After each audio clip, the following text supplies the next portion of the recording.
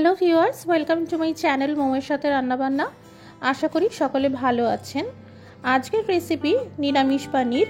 পেঁয়াজ রসুনের ব্যবহার না করে দেখে নিন কত সহজে কম সময়ের মধ্যে এই রান্নাটি হয়ে যায়। ঘরোয়া অনুষ্ঠান, উৎসবের দিনে বা নিরামিষ ভোগে এই নিরামিষ পানির বানাতে পারবেন।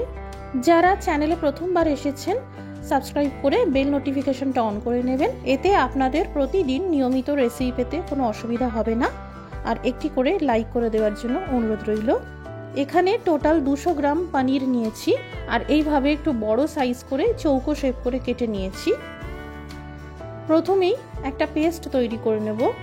এখানে আমি 2 টেবিল চামচ পোস্ত নিয়েছি, আপনারা এর পরিবর্তে 4 মগজদানা নিতে পারেন। কয়েকটা কাজু বাদাম নিয়েছি, এর পরিবর্তে আপনারা চিনে বাদাম নিতে পারেন। এই কাজু বাদামগুলো ব্লেন্ডিং জারে দিয়ে দিলাম। এরই সাথে দিয়ে দিলাম কেটে রাখা আদার কয়েকটা টুকরো আর 4 থেকে 5টা কাঁচা লঙ্কা। এখানে আপনারা যতটা ঝাল পছন্দ করেন সেই বুঝে কাঁচা লঙ্কার ব্যবহার করবেন। একটা বড় সাইজের টমেটোকে ডুমো ডুমো করে কেটে নিয়েছি, দিয়ে দিলাম। এবার এই সব একসাথে বেটে নেব। একদম মিহি করে পেস্ট তৈরি করে নিতে হবে। এখানে আমি এই সব উপকরণের পরিমাপ 200 গ্রাম পনির অনুসারে বলেছি। ভালোভাবে পেস্ট করা হয়ে গেল। এবার একটা ফ্রাইং প্যানে নিয়েছি সরষের তেল, সামান্য লবণ ছড়িয়ে দিলাম, এতে ভাজার সময় তেলের ছিটে আসবে না। এবার কেটে রাখা পনিরের পিসগুলো দিয়ে দিলাম, একটু বাদামি রং করে ভেজে নেব। পনির ভাজার সময় গ্যাসের আঁচ সবসময় মাঝারিতে রাখবেন, কারণ জোর আছে পনির ভাজলে শক্ত হয়ে যায়। পনিরের পিসগুলো ভাজা হয়ে গেল।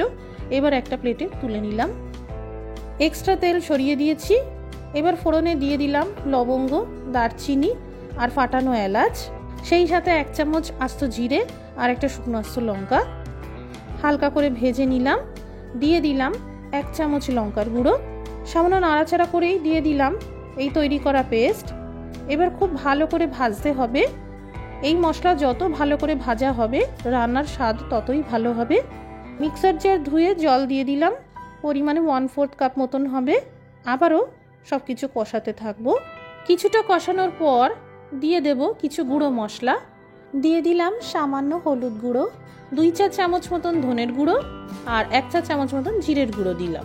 স্বাদ মতো লবণ দিয়ে দিলাম আর 1 চা চামচ চিনি দিয়ে দিলাম।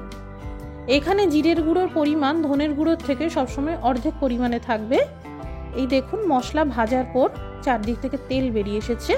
এই পর্যায়ে দিয়ে দিলাম প্রায় 1 চা চামচ মতন কাসুরি মেথি। এই কাসুরি মেথি অবশ্যই দেবেন, এতে একটা দুর্দান্ত স্বাদ আসে। এই দেখুন মশলার গ্রেভি এইরকম ভাজা ভাজা করে নিলাম। এবার গ্রেভি যতটা পাতলা করতে চান সেই বুঝে জল দিয়ে দেবেন। আমি প্রায় 1 গ্লাস মতন গরম জলের ব্যবহার করেছি। এবার ভাজা পনিরের পিসগুলোও দিয়ে দিলাম। একদম কম আঁচ করে 2 থেকে 3 মিনিট মতন ঢেকে রান্না করব। সময় হয়ে গেছে, একবার দেখে নেওয়া যাক। গ্রেভির সঠিক ঘনত্বে চলে এসেছে, একদম রেস্টুরেন্টের মতন গ্রেভি তৈরি হয়েছে। এবার দিয়ে দিলাম 1/4 চা চামচ গরম মশলার গুঁড়ো আর সামান্য ঘি। ভালো করে সব কিছু মিশিয়ে নিলাম।